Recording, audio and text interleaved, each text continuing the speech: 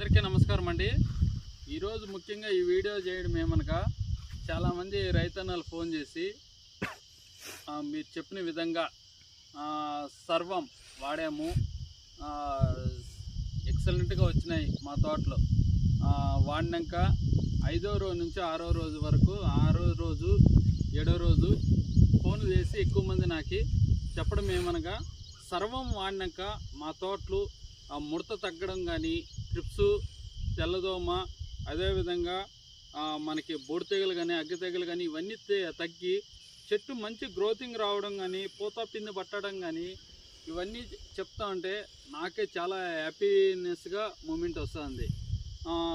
ముఖ్యంగా సర్వం అంటే ఫస్ట్లో ఎస్ అనేది సిమోడిస్, లాస్ట్లో ఎం అనేది మిరావిడ్.